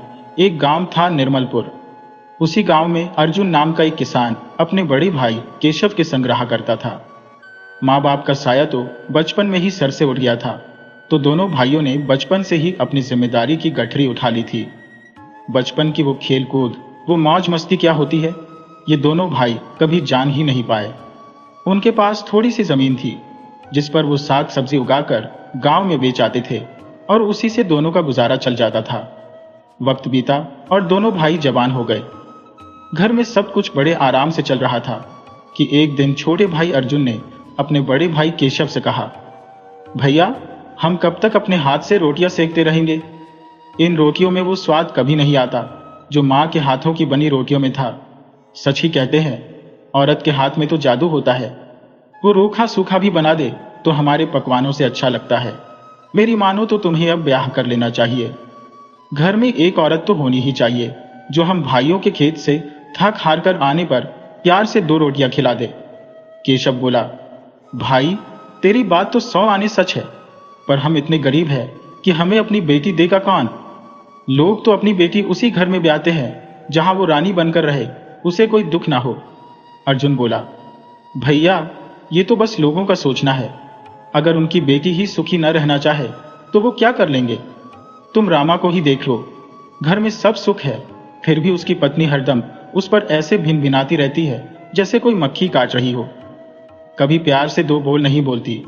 और वहीं गणेश को देखो, बेचारा कितना गरीब है, पर उसकी पत्नी तो बादशाह की तरह रहती है। उसे कभी गरीबी का एहसास तक नहीं होने देती, थोड़े में ही खुश रहती है। इस दुनिया में पैसे से बड़ा तो प्यार है। जहां प्यार मिल जाए वहां औरत खुद को सबसे अमीर समझती है। केशव ने हंसकर कहा, अर्जुन तू तो बड़ी ज्ञान की बातें करने लगा है, ये सब कहां से सीखा है तूने?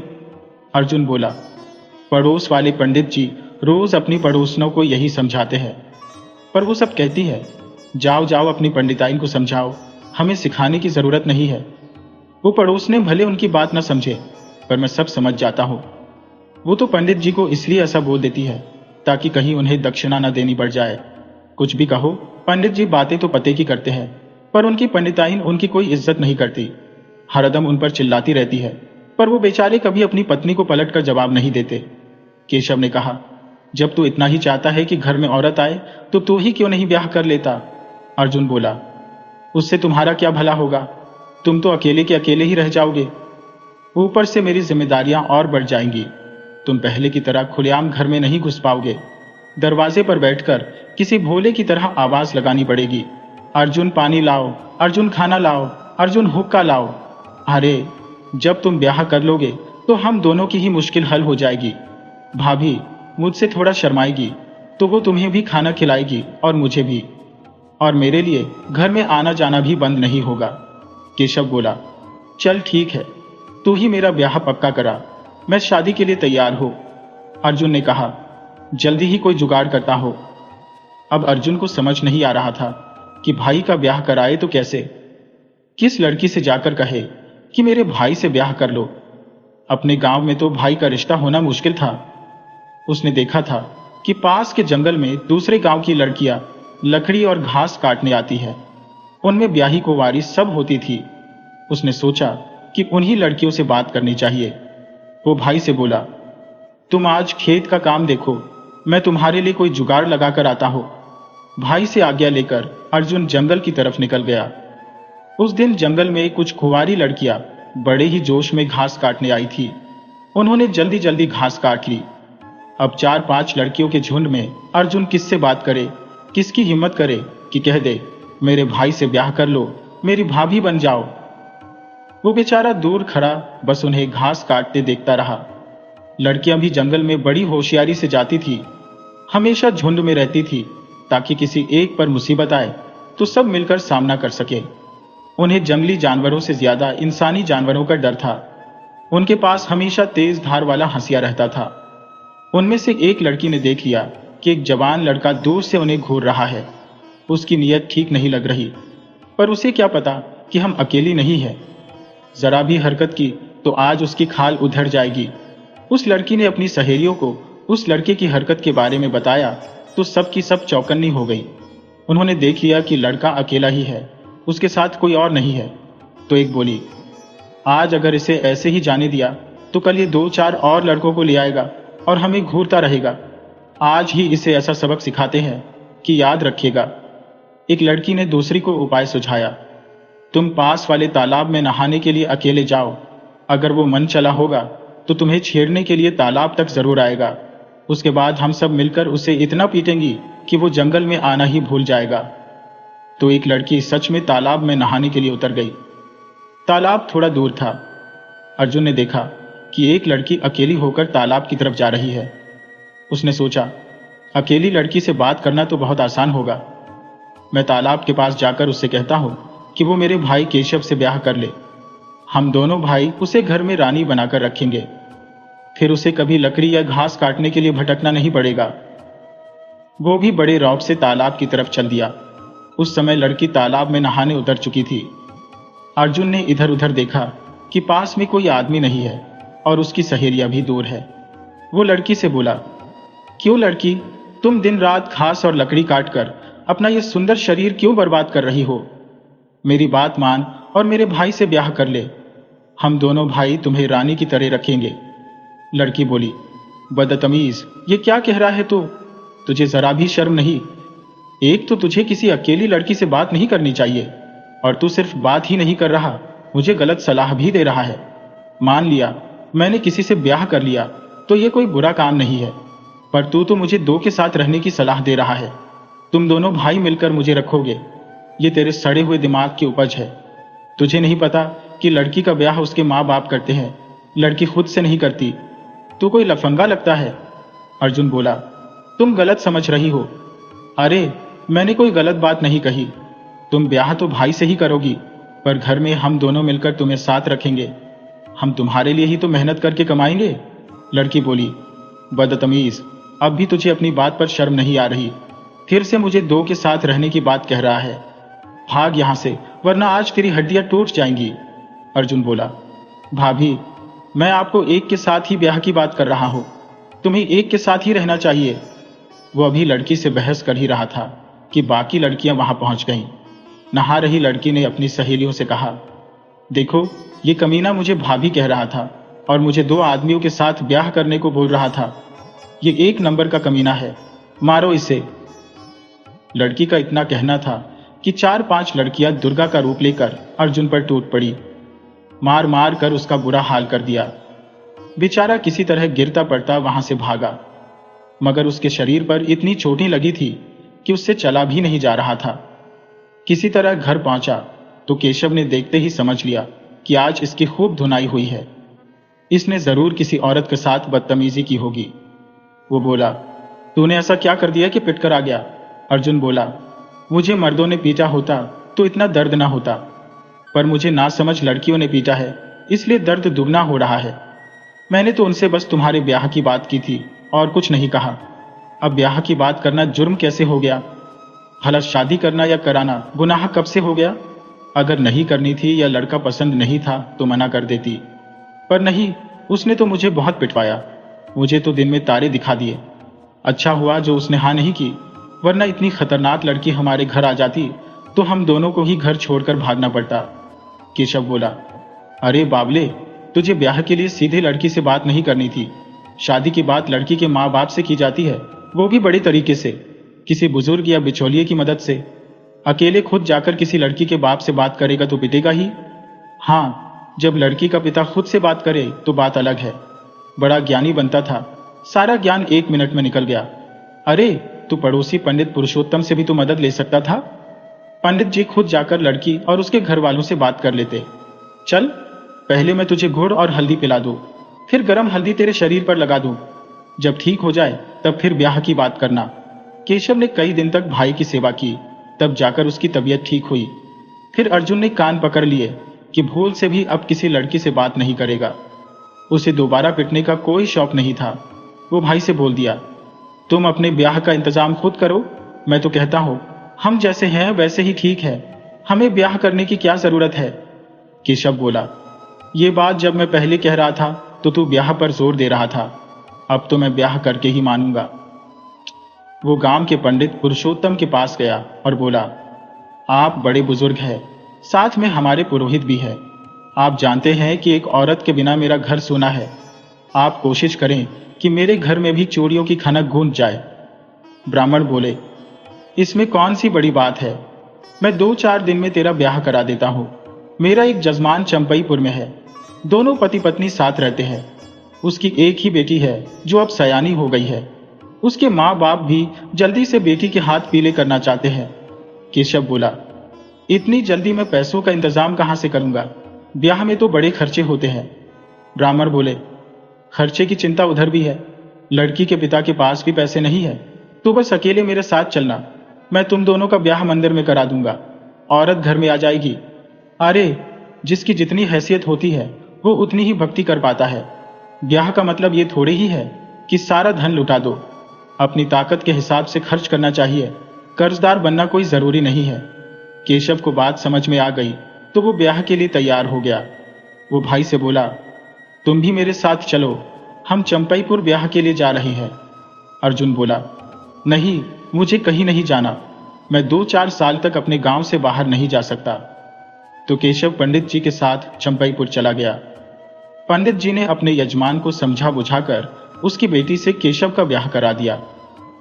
केशव अपनी पत्नी को लेकर घर आ गया। अर्जुन को अब भाभी को देखने की कोई जल्दी नहीं थी। अब बिना किसी धूम धड़ाके के केशव का ब्याह हो गया था। औरत साधारण तरीके से घर आ गई थी तो शाम को उसे ही खाना बनाना पड़ा। जब वो दोनों को खाना खिलाने चली तो अर्जुन को देखकर भड़क गई। कमीना, तुम! अर्जुन भी उसे देखकर घबरा गया। वो वही तालाब वाली लड़की थी जिसने अर्जुन को पिटवाया था।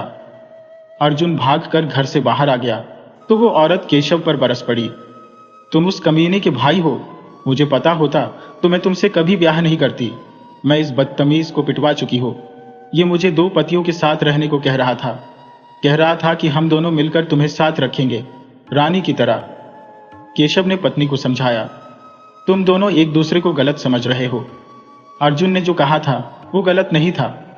एक औरत जब घर में आती है तो सबकी प्यारी होती है। हाँ, उसके नाते अलग अलग होते हैं। पति के लिए वो पत्नी होती है, देवर के लिए भाभी होती है, सास ससुर के लिए बहू होती है। सब उसे अपना मानते हैं। औरत की सुरक्षा की जिम्मेदारी पूरे परिवार पर होती है।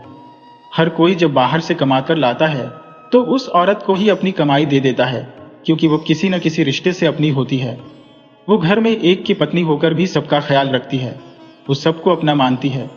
अर्जुन तुम्हें पत्नी बनाने की बात नहीं कर रहा था, तुम गलत समझ गई।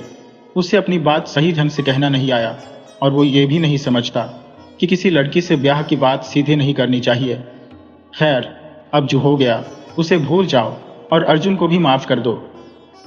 उस स्त्री को अपनी गलती का एहसास हुआ। वो बोली, आप ठीक कह रहे हैं, गलती मुझसे ही हुई है। मुझे उनकी आधी अधूरी बात को समझ जाना चाहिए था। मैं अपनी गलती के लिए उनसे माफी मांग लेती हूँ। वो घर से बाहर अर्जुन के पास गई और बोली, देवर जी, मुझे माफ कर दो, मुझसे गलती हो गई थी, मैं आपकी बात नहीं समझ पाई थी। आपने भी तो बात ऐसे कही थी कि लगा जैसे आप मुझे 2 पतियों के साथ रहने को कह रहे हैं। अर्जुन बोला, मैंने ऐसा कहा था? मैंने तो ये कहा था कि हम दोनों तुम्हें रानी की तरह रखेंगे। रानी की तरह सिर्फ पत्नी को ही थोड़े रखा जा सकता है, रानी की तरह तो घर की हर औरत को रखना चाहिए। अर्जुन समझ गया कि भाभी ने उस दिन कोई गलती नहीं की थी। हर शरीफ औरत वही करती जो उस दिन भाभी ने मेरे साथ किया था। इस तरह सब गिले शिकवे दूर हुए और दोनों भाई अपनी जिंदगी में आगे बढ़ गए। 1 साल तक सब कुछ ठीक ठाक चलता रहा। तभी स्त्री के मायके से खबर आई कि उसकी मां बीमार है, तो वो अपने पति केशव के साथ चली गई। उसके पिता ने बेटी से कहा, तुम अब निर्मलपुर मत जाओ, यही रहकर हमारी देखभाल करो। केशव को भी कह दो कि यही रुक जाए, वहां अर्जुन को रहने दे। यहां हमारे पास जमीन की कोई कमी नहीं है। मेहनत करने पर 2 रोटी कभी कम नहीं पड़ेगी। आखिर तुम ही हमारी बेटी भी हो और बेटा भी। तुम्हारे सिवा हमारा और कोई है भी नहीं, इसलिए अब यहां से मत जाना। जब औरत ने यह बात अपने पति केशव को बताई तो वो भी ससुराल में रहने को तैयार हो गया। उधर जब कई महीने तक केशव अपनी पत्नी के साथ निर्मलपुर वापस नहीं लौटा तो अर्जुन पता लगाने के लिए चंपईपुर गया। वो भाई भाभी से मिला और बोला, तुम कब तक यहीं पड़े रहोगे? मैं वहां अकेले ऊब गया हूं, मुझे रोज चूल्हा फूंकना पड़ता है। तब केशव की पत्नी ने समझाया, देवर जी, हम अब आपके गांव नहीं आ सकते, हमारी भी अब मजबूरी है। मुझे अपने माँ बाप की सेवा करनी है, उनकी कोई दूसरी औलाद नहीं है तो सब मुझे ही देखना है। रही बात तुम्हारे भाई की, तो वो भी अब नहीं जाएंगे। वो चले गए तो यहाँ की खेती कौन संभालेगा? अच्छा होगा कि आप भी ब्याह कर लो। मेरे गांव में 3-4 लड़कियां हैं, तुम किसी को भी पसंद करके ब्याह कर सकते हो और अपना घर बसा सकते हो। 3-4 में से कोई भी बुरी नहीं है। अर्जुन बोला, नहीं नहीं, मुझे आपकी सहेलियों के बारे में अच्छे से पता है। सबकी सब बहुत गुस्सैल है। जब उनका मन करेगा मेरी हड्डियां तोड़ती रहेंगी। भाभी अर्जुन को बहुत तरह से समझाती रही। देखो, जो लड़की एक बार किसी की पत्नी बन जाती है, उसे पति की इज्जत करना आ जाता है, उसका रहन सहन बदल जाता है। देखो, हमारे पड़ोस वाली शांति सबसे अच्छी लड़की है, बहुत गरीब है। उसके साथ सिर्फ उसकी माँ है। उसके 2 भाई हैं जो ब्याह होते ही अपनी पत्नियों के साथ अलग हो गए। शांति की माँ का कोई भरोसा नहीं, कब दुनिया से चल बसे। बेचारी अनाथ हो जाएगी। समय रहते उससे ब्याह कर लो, बेचारी को नई जिंदगी मिल जाएगी और तुम जैसा प्यारा पति भी मिल जाएगा। तुम बहुत अच्छे हो, तुम्हारे जैसा तो तुम्हारे भाई भी नहीं है। तुम अकेले घर में खाना बनाओगे तो मुझे बहुत बुरा लगेगा। मेरी खातिर मेरी बात मानकर मेरी सहेली से ब्याह कर लो। लेकिन अर्जुन ने भाभी की एक न मानी और घर लौट आया। तब उसकी भाभी ने अपनी सहेली शांति को कुछ समझाया। अब तुम मेरे कहे अनुसार काम करो, तभी तेरा घर बस पाएगा। इस गरीबी में एक लड़की का ब्याह कर पाना कितना मुश्किल होता है, ये मैं अच्छी तरह जानती हूँ। अगर ब्याह हो भी गया तो पैसे वाला पति मिल ही जाए, इसकी कोई गारंटी नहीं। किसी को मूर्ख मिलता है तो किसी को नशेड़ी, जिंदगी नरक बन जाती है। लेकिन अर्जुन मेरा परखा हुआ है, बिल्कुल संत जैसा है। औरत की इज्जत करना उसे आता है। तुम किसी भी तरह उससे ब्याह कर लो। जब सहेली को समझाया तो वो भी जुगाड़ में लग गई। लेकिन मुश्किल ये थी कि अर्जुन उसे मिलेगा कहाँ। वो जंगल में कुछ सहेलियों के साथ घास और लकड़ी लेने जरूर जाती थी, मगर अर्जुन अब उधर नहीं आता था। अर्जुन का सब्जी का खेत गांव के पास ही था, तो वो गांव में ही रह जाता था। शांति महीनों से अर्जुन के जंगल आने का इंतजार कर रही थी। वो कहीं भी अर्जुन से एक बार मिलना चाहती थी, पर मिल नहीं पा रही थी। उसे अर्जुन से एक उम्मीद बंध गई थी। अर्जुन ही उसे अच्छा लगने लगा था और वो उसी के साथ अपना घर बसाना चाहती थी। उधर 2 दिन से अर्जुन की सब्जी गांव में बिक नहीं पा रही थी, तो वो बहुत परेशान हो गया था। बरसात के मौसम में नेनुआ, खरोई, भिंडी हर घर में लगी थी। सबके घर में खाने भर की सब्जी हो जा रही थी। बरसात का 1-2 महीना अर्जुन के लिए हमेशा से मुश्किल भरा रहता था। जब सब्जी नहीं बिकी तो अर्जुन हैरान परेशान हो गया। सोचने लगा कि अब क्या करूं। एक बाजार है ईशापुर, वो जंगल के उस पार है। वहां बहुत बड़ा गांव है, सब्जी तो जाते ही बिक जाएगी। लेकिन जंगल का रास्ता थोड़ा मुश्किल है। जंगल के बीच में बहुत दिनों से मकई डाकू भी रहता है। साला आदमी का 1-2 सिक्का भी छीन लेता है। जो बिना पैसे लिए जंगल से गुजरता है उसे मारता पीटता भी है और डांट कर छोड़ता है कि अगली बार पैसे लेकर ही जंगल से जाना, वरना मैं तुम्हें मार डालूंगा। अब या तो कोई जंगल की यात्रा ही नहीं करता या बहुत जरूरी होने पर एक सिक्का लेकर ही जाता है। एक सिक्का मकई डाकू का टैक्स था। लोग राजा से भी उसकी शिकायत कर चुके थे, लेकिन लगता है राजा भी डरपोक है। वो कभी जंगल की तरफ नहीं जाता। शिकार खेलना तो जैसे भूल ही गया है। अर्जुन ने बहुत सोच विचार कर यह फैसला किया कि वो जंगल के रास्ते ईशापुर बाजार जरूर जाएगा। डाकू मिल गया तो उसे कुछ सब्जी दे देगा और आते वक्त रास्ता बदल कर आएगा। वैसे भी डाकू शाम को या रात में ही निकलता है, दोपहर में तो कभी कभार ही दिखता है, ऐसा लोग मानते हैं। आखिर डाकू के रहते हुए भी तो लोग जंगल में जाते ही हैं। खास बात यह थी कि वो कभी किसी औरत से नहीं उलझता था, न उससे पैसे लेता था। बहुत सोचने के बाद अर्जुन अपनी सब्जी लेकर जंगल में चला गया। उसे रास्ते में कोई डाकू नहीं मिला तो वो बिना किसी रुकावट के ईशापुर बाजार पहुंच गया। उसकी सब्जी हाथों हाथ बिक गई।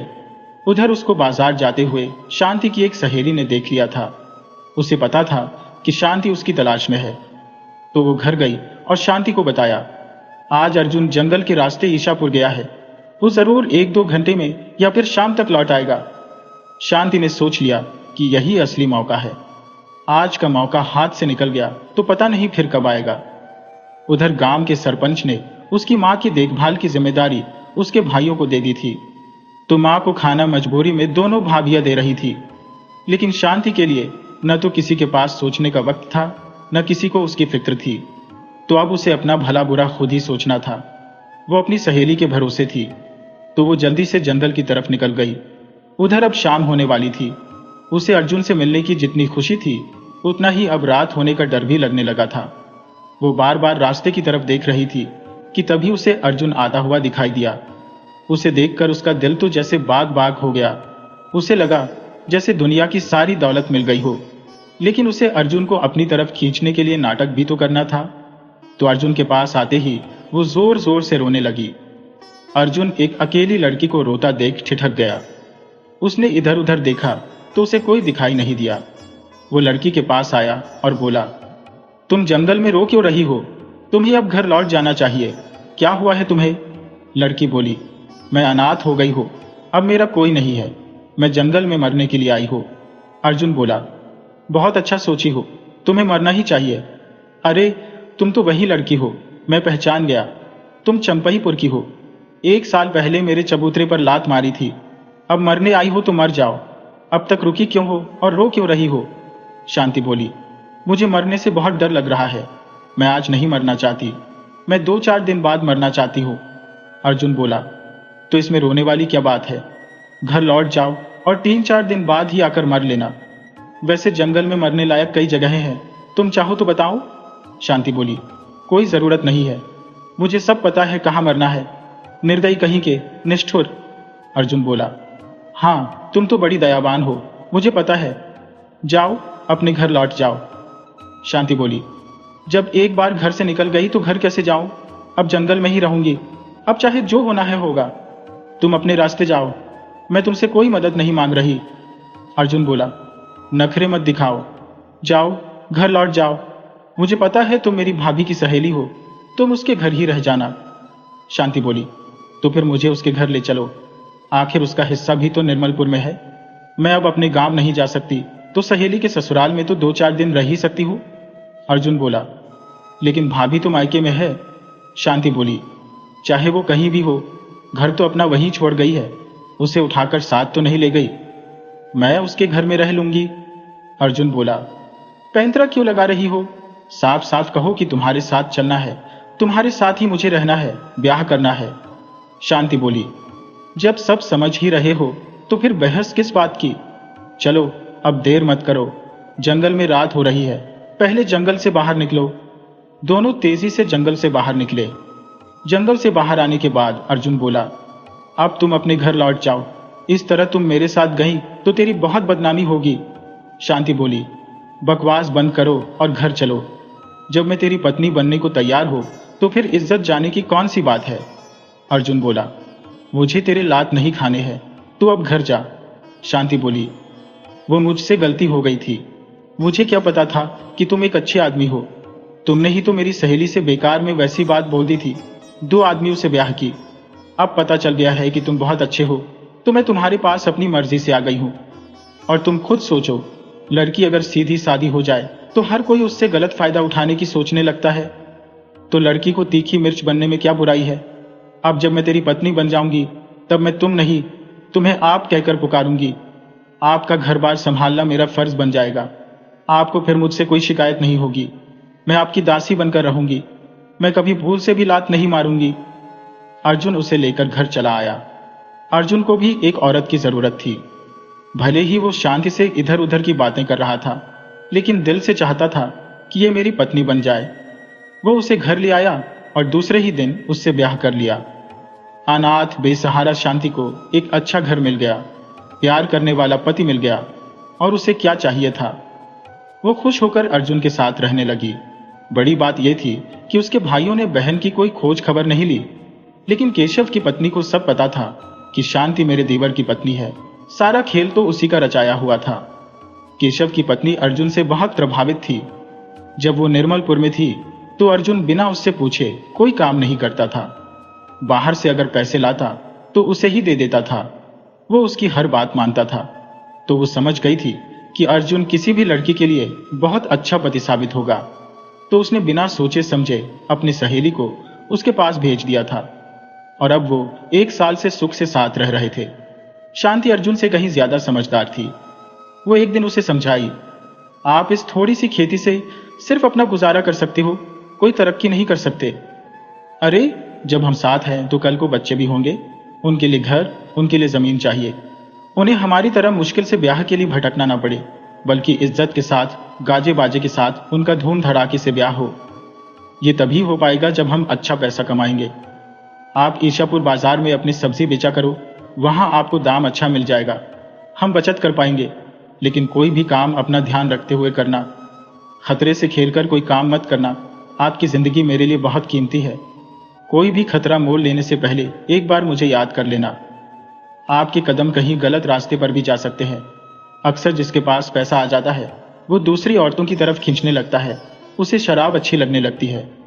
लेकिन जब एक बार सोच लोगे कि घर में भी मेरा कोई है जो मेरा इंतजार कर रहा है, तो कदम गलत जगह नहीं जाएंगे, आप बर्बादी के रास्ते पर चलने से बच जाओगे। अर्जुन बोला, तुम औरत हो, बेवजह दूर की सोच लेती हो। मैं जीते जी किसी पराई औरत की तरफ देख भी नहीं सकता। मुझसे एक के खर्चे ठीक से नहीं चलते तो दूसरी तीसरी के बारे में क्यों सोचूं? अपने सिर पर 3-4 मुसीबतें रखकर क्यों घूमूं? वो पत्नी को बहुत तरह से समझाया। रिश्ता विश्वास से चलता है, जहां शक हुआ वहां रिश्ता खत्म। साथ रहकर भी दिल नहीं मिल पाते, और जब दिल मिल गए हैं तो वो दूर रहकर भी अलग नहीं हो पाते। दूसरे दिन से अर्जुन सब्जी बेचने ईशापुर बाजार जाने लगा। वहां जाते ही उसकी सब्जी बिक जाती और पैसे भी अच्छे मिल जाते। वो लाकर उन पैसों को अपनी पत्नी शांति को दे देता। शांति अर्जुन से बहुत खुश रहती। वो नहीं चाहती थी कि अर्जुन को कभी अपनी आंखों से दूर करे, लेकिन मजबूरी थी। सिर्फ प्यार करने से किसी का पेट नहीं भरता। जब तक जेब में पैसा ना हो तो प्यार करने वाला भी साथ छोड़ देता है। पैसा है तभी सब कुछ है। पैसे वाला मनचाही दौलत और पत्नी दोनों पा जाता है। अर्जुन ने अब नियम बना लिया कि वो रोज अब गांव में सब्जी नहीं बेचेगा। उसे ईशापुर बाजार में अच्छे दाम मिल जाते थे। वो 1 साल से भी ज्यादा समय से अब ईशापुर में सब्जी बेच रहा था और जंगल के रास्ते आ जा रहा था। उसे एक बार भी मकई डाकू नहीं मिला। हाँ, वो जरूर सुनता रहता था कि मकई ने आज किसी सेठ को लूटा है, तो कभी सुनता कि किसी राहगीर को बहुत मारा है क्योंकि वो मकई को पैसा नहीं देना चाह रहा था। जब अर्जुन की पत्नी शांति ने सुना कि मकई डाकू सिर्फ पैसा ही नहीं छीनता, वो मारता भी है, तो वो अर्जुन से बोली, आप अब ईशापुर बाजार नहीं जाए तो अच्छा है, क्योंकि मैं जानती हूं आप पैसे से बहुत प्यार करते हो। किसी दिन मकई के हाथ लग गए तो वो आपको बहुत मारेगा, क्योंकि आप पेट जाना पसंद करोगे लेकिन एक पैसा उसे नहीं दोगे। इस आदत से आपकी जान पर बन आएगी। अर्जुन बोला, आप जैसा सोच लेती हो वैसी बात नहीं है। पहली बात तो मुझसे डाकू कभी मिलता नहीं, और कभी मिल गया तो मैं उसे पैसे दे दूंगा। उसके साथ मारपीट कौन करेगा? वैसे भी वो गरीब आदमी से एक सिक्का ही लेता है। आप चिंता मत करो, मुझे काम करते रहने दो। शांति बोली, मुझे हर वक्त आपकी चिंता लगी रहती है। पता नहीं वो दिन कब आएगा कि आप कहीं मत जाओ, बस घर पर रहो। हम उतने अमीर कब होंगे कि मौज मस्ती से रह सकें? अर्जुन बोला, भाग्यवान, वो दिन किसी का कभी नहीं आता। वैसे दिन खुद लाने पड़ते हैं। काम करते हुए भी मस्ती से रहा जा सकता है। आप आराम से घर रहो। भगवान ने चाहा तो हम जल्दी ही कुछ नया करेंगे। हमारे घर के सामने वाली 40 बीघा जमीन बिक रही है। हम उसमें से 1-2 बीघा तो खरीद ही लेंगे। फिर जब ज्यादा खेती करेंगे तो हमारे पास ढेर सारे पैसे आ जाएंगे। दूसरे दिन जब अर्जुन ईशापुर बाजार जाने को हुआ तो पत्नी ने मना कर दिया। बोली, आप मौसम का तो ख्याल रखो। आसमान में देखो, काले काले बादल घिर आए हैं। शायद जोरदार बारिश हो सकती है। ऐसे में घर से दूर जाना ठीक नहीं है। अर्जुन बोला, भाग्यवान, ऐसे में सब्जी बहुत महंगी बिकेगी। तुम चिंता मत करो, काले बादल कभी बरसते नहीं, हल्की फुल्की बारिश होगी। वो पत्नी की बात नहीं माना और बाजार चला गया। वहां पहुंचने पर जोरदार बरसात हुई। एक भी आदमी सब्जी खरीदने नहीं आया। उधर दिन ढल गया, शाम होने लगी तो उसने सब्जी आसपास के दुकानदारों को बेचने की कोशिश की, लेकिन दुकानदार बड़े मतलबी थे। वो उसकी मजबूरी का फायदा उठाना चाहते थे। वो जानते थे कि यहां से ये सब्जी वापस नहीं ले जाएगा, या तो मुफ्त में बांटेगा या फिर फेंक कर चला जाएगा। आखिर में अर्जुन ने मुफ्त में कुछ लोगों को सब्जी बांट दी और जल्दी से घर की तरफ लौट चला। अब बारिश बंद हो चुकी थी तो लगभग भागता हुआ अर्जुन घर को चल दिया, लेकिन जंगल के बीच में फिर से जोरदार बारिश होने लगी। अब वो जंगल में छिपने की जगह ढूंढने लगा। उसे डर लग रहा था कि कहीं मकई डाकू न मिल जाए, वरना मुझे बहुत मारेगा, क्योंकि मेरे पास आज एक पैसा भी नहीं है। डरते डरते वो एक पेड़ के पास छिप गया। तभी उसकी नजर पेड़ के पास पड़े एक घड़े पर गई। वो सोचने लगा कि जंगल में ये घड़ा कहां से आ गया, और ये कोई मामूली घड़ा नहीं लग रहा, ये किसी कीमती धातु का है। उसने घड़े का ढक्कन हटाया तो हैरान रह गया। वो सोने के सिक्कों से भरा था। उसने जल्दी से घड़ा उठाया और भरी बरसात में एक घर के लिए भाग लिया। वो अभी 1 मील ही भागा होगा कि रास्ते में मकई डाकू मिल गया। उसके साथ एक और डाकू था जो उसका चेला था। दोनों ने अर्जुन को रोक लिया और पूछने लगे, ये घड़ा तुम्हें किसने दिया है? तब उसने एक झूठी कहानी सुना दी। जंगल में मुझे एक महात्मा जी मिल गए थे, उन्होंने ही ये घड़ा मेरे लिए दिया है। इसमें क्या है ये मुझे नहीं पता। डाकुओं ने जबरदस्ती सोने का घड़ा अर्जुन से छीन लिया और उससे बोले, तुम जल्दी से यहां से भाग जाओ। अर्जुन डर के मारे भागकर घर आ गया, लेकिन उसे बहुत ज्यादा अफसोस था कि उसके हाथ आया धन लुट चुका था। डाकू मकई उसे लूट चुका था। उसने ये बात अपनी पत्नी को बताई तो वो भी दुखी हुई, लेकिन पति को हिम्मत बंधाने के लिए बोली, आप चिंता मत करो, वो धन आपके भाग्य का होगा तो कहीं नहीं जाएगा, वो चलकर आपके पास आ जाएगा। उधर डाकुओं ने सिर्फ बाहर से सोने का कलश देखकर घड़ा ले लिया था, लेकिन घड़ा मकई डाकू के हाथ लगते ही साधारण मिट्टी का घड़ा बन गया था। वो अपने साथी डाकू बहादुर से बोला, बहादुर, हम देखते हैं कि इस घड़े में क्या है। दोनों ने घड़ा देखा तो वो तो मिट्टी का घड़ा था। जब ढक्कन हटाया तो दंग रह गए, उसमें तो जिंदा नाग थे। उसने जल्दी से ढक्कन बंद किया और बोला, बहादुर, हमारे साथ भयानक धोखा हुआ है। उस आदमी ने हमें मारने की कोशिश की है, इसलिए जानबूझकर इस घड़े में सांप रखकर हमारे पास ले आया। लेकिन वो भूल गया कि हमारा नाम क्या है। मेरा नाम मकई है। मैं साले को छोड़ूंगा नहीं। ये घड़ा उसके घर में उसी के ऊपर फेंकूंगा कि सांप निकलकर उसे डस ले। बहादुर बोला, उस्ताद, आप सही कह रहे हो। वैसे बदमाश को सबक सिखाने का बस यही एक तरीका है। चलो हम आज ही आधी रात में साले के घर में इस घड़ी को फेंक आते हैं। मकई बोला, बहादुर, हमें पता कैसे चलेगा कि वो है कहाँ का? तब बहादुर बोला, सरदार, मुझे पता है। मैं पहले गांव गांव में फेरी लगाकर खिलाने बेचता था। मुझे एक एक आदमी की पहचान है। वो ससुरा निर्मलपुर का सब्जी बेचने वाला था। मैं उसका घर भी देखा हूं। आप देर मत करो, हम अभी यहां से निकलते हैं। हमें उसका जवाब तुरंत देना चाहिए। दोनों डाकू अर्जुन के घर के लिए निर्मलपुर आ गए। उधर दोनों पति पत्नी इसी चिंता में सो नहीं पाए थे कि हाथ आया धन लुट गया। उधर डाकू मकई बहादुर से बोला, तुम घर के छप्पर पर चढ़ जाओ और इस घड़े का मुंह ठीक उसके बिस्तर पर करो कि नाक सीधे उसके ऊपर गिरे और डस ले। बहादुर ने वही किया। छप्पर में छेद करके घड़ा अर्जुन के घर में उड़ेल दिया। घड़े के सारे सिक्के अर्जुन के बिस्तर पर जा गिरे। डाकू वहीं पर नहीं रुके, घड़े को भी छप्पर से अर्जुन के घर में फेंक दिया और फिर दोनों भाग गए। उधर शांति ने तुरंत दिया जलाया और पति से बोली, देखिए, मैंने कहा था ना कि आपका भाग्य का होगा तो चलकर पैसा आ जाएगा। आप जल्दी से इसे इकट्ठा करो और घड़े में रखकर कहीं छुपा दो। अब हम 1 बीघा नहीं 40 बीघा जमीन खरीदेंगे। अब हम गरीब नहीं रहेंगे। आप 2-4 दिन में जमीन खरीद लो। अर्जुन की तो खुशी का ठिकाना नहीं था कि गया हुआ धन कैसे वापस आ गया। वो रात भर सो नहीं सका। उसने दूसरे ही दिन 40 बीघा जमीन खरीद ली। फिर भी बहुत सारा धन बचा रह गया, तो दोनों ने उसे चारपाई के नीचे गड्ढा खोद कर छुपा दिया। उधर बहादुर पता लगाने गांव में आया कि अर्जुन मरा कि नहीं। जब उसने अर्जुन को जिंदा देख लिया तो भागकर मकई डाकू के पास गया और बोला, सरदार, वो तो मरा ही नहीं, साला जिंदा है। तो डाकू हैरान हुआ। वो अर्जुन को अपना दुश्मन मानने लगा था। सोच लिया कि अगर वो जिंदा बच गया है तो जरूर कोई चाल चलेगा। हम अब उसे दूसरे तरीके से मार देते हैं। उसने बहादुर के साथ मिलकर सोचा कि हम उसे किसी भी तरह पकड़कर हाथ पैर बांधकर नदी में फेंक देते हैं। साला डूब कर मर जाएगा। उधर अर्जुन बेफिक्र था कि उसे अब डाकू पकड़ने थोड़े ही आएंगे। वो आराम से अपनी खरीदी हुई खेत घूमने गया जो जंगल के पास तक थी। उधर जंगल के पास की झाड़ी में दोनों डाकू घात लगाए बैठे थे। उन्होंने अर्जुन के आते ही उसे पकड़ लिया और एक बोरी में भर लिया तथा उसे ले जाकर नदी में फेंक आए। पास में एक ग्वाला गाय चरा रहा था। उसने डाकुओं को कुछ नदी में फेंकते हुए देख लिया था। उसे लगा कि डाकुओं ने कोई धन नदी में बहा दिया है, तो वो उस बोरी को बाहर निकाल लाया। उस बोरी में जिंदा आदमी देखकर वो घबरा गया। बोला, भाई, तुम कौन हो और तुम्हें डाकुओं ने नदी में क्यों फेंक दिया? तब अर्जुन ने सारा किस्सा ग्वाले को बता दिया। तो ग्वाला बोला, डाकू अब तुम्हें नहीं छोड़ने वाले। तुम अब घर न जाकर कहीं शहर में भाग जाओ। अर्जुन बोला, अब ऐसा ही करूंगा। घर में पत्नी है, उसे साथ लेकर कहीं दूर चला जाऊंगा, नहीं तो ये डाकू मुझे छोड़ेंगे नहीं। वो भागता हुआ घर आया